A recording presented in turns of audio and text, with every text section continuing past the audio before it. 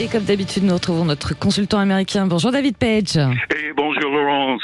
Alors David, aux États-Unis, on va revenir sur ce nom qui a fait la une des médias américains toute cette semaine. Tim Walz, je le prononce à la française, le nouveau colistier de Kamala Harris.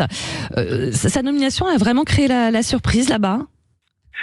Ça, oui, plus ou moins, parce que avec Tim Walz, la campagne démocrate est ancrée très à gauche.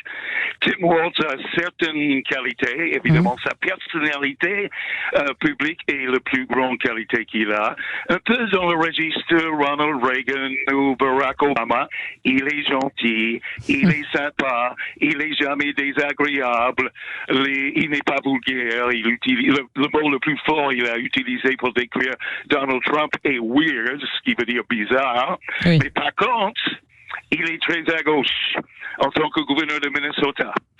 Je veux dire très à gauche, par exemple, pour l'IVG, jusqu'à 28 semaines dans le Minnesota.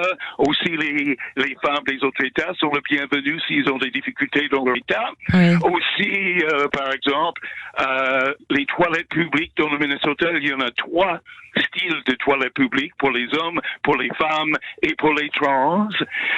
Il a fait la cantine scolaire gratuite pour tous les enfants, y compris le petit déjeuner. Et comme vous devrez savoir, Laurence, le petit déjeuner aux États-Unis n'est pas une mince affaire. C'est un grand repas. Oui, parce que il faut rappeler, David Page, il est gouverneur du Minnesota. Tim Walz, c'est justement l'État qui est quand même très convoité par Donald Trump, hein. Minnesota n'était pas si convoité comme ça de Donald Trump parce que Minnesota est très étrange. C'est dans le centre du pays, au nord, mais il a toujours voté démocrate. Oui, il y a un grand parti qui est rural, mais aussi il y a 2 grandes villes qui sont des centres culturels importants, Saint-Paul et Minneapolis, où il y a des grands centres de recherche, où il y a des grands orchestres symphoniques, il y a des studios d'enregistrement fondés par Prince, de Purple Rain, il y a toutes sortes de... C'est un peu bizarre comme État. C'est pas vraiment un État qui a été déindustrialisé comme les autres dans la région. Donc c'est à gauche avec un système d'éducation très respecté. Donc voilà, il n'y avait pas vraiment de question. David Page, vous disiez, Tim Walz, il a un profil plutôt à gauche, mais en même temps il est plutôt rassurant, il est modéré. Est-ce qu'il pourrait convaincre les électeurs indécis, et notamment parler, pas qu'à l'Amérique qui va bien, mais notamment aux Américains qui sont un peu oubliés et méprisés aussi par les élites? Ils peuvent pas vraiment influencer les gens qui votent très à droite. Même les gens qui votent très à droite, qui n'aiment pas Donald Trump. Il peut influencer certains indécis, certains démocrates qui ne voudraient pas voter pour Biden ou qui trouvent que, évidemment, l'aile très à gauche du Parti démocrate et les jeunes vont être peut-être plus motivés. Il faut savoir aussi qu'à ce moment, Kamala Harris est en train d'essayer de négocier avec un autre candidat pour président qui est un petit candidat perpétuel qui s'appelle Jill Stein du Parti vert, mais toujours elle ramasse plusieurs points de pourcentage des électeurs pour qu'elle se retire en échange pour certaines garanties de législation pro-environnementale et le soutien.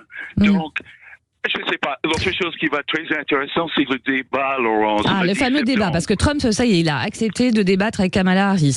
C'est ça, au départ, c'était pas gagné. Il voudrait le faire sur Fox News le 4 septembre pour la première fois avec une audience, ce qu'elle n'a pas accepté, mais elle a accepté ce qui était déjà prévu le 10 septembre, sans spectateurs ou audience, si vous voulez, sur les chaînes ABC. Donc, le débat va être probablement très important pour ramasser des gens indécis. Et je crois que pour Trump, Harris et Walz, c'est vraiment un cauchemar. C'est vraiment un cauchemar. Sleepy Joe, de Joe l'endormi. En fait, il aurait préféré que Joe Biden reste. C'était son meilleur rival, Trump. Comment? Je dis, il aurait préféré Trump que Biden reste finalement plutôt que Kamala Harris. Évidemment, Hein? évidemment, parce qu'évidemment, déjà, c'était assez pénible de lui regarder pendant 90 minutes pendant un débat. Ouais. Et aussi, les gens avaient peur que peut-être qu'est-ce qui va arriver au pays si quelque chose lui arrive et il ne pourrait pas terminer son mandat. Maintenant, on est plus sûr. On est plus sûr des choix. Ouais. Trump, il a enfin pris la parole d'ailleurs, hein, hier ou avant-hier, avec le décalage aux États-Unis. Il promet une passation, je le cite, pacifique du pouvoir à condition que l'élection soit honnête. Qu'est-ce qu'on peut comprendre dans cette déclaration? Je ne sais pas. Ouais, je vais vous dire, s'il gagne, il n'y a pas de problème. Mais s'il perd, je prévois plusieurs semaines de violence. Ouais.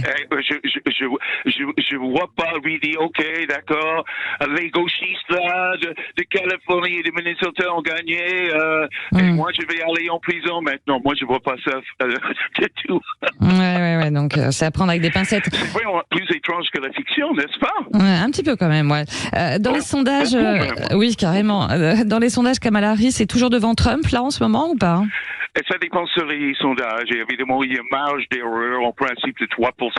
Les sondages les plus sérieux, comme Gallup, ou il y a un autre Quinnipiac qui est très, très, très réputé aux États-Unis, donnent Kamala Harris à peu près 3% de plus que Trump.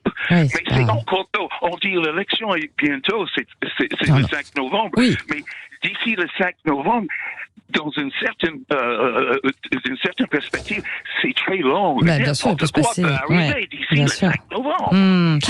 Merci encore une fois pour vos lumières, David, et puis on se retrouve bien sûr samedi prochain. Merci, David Feuch. Okay, avec plaisir. Allez, bon week-end. Bon week-end à vous.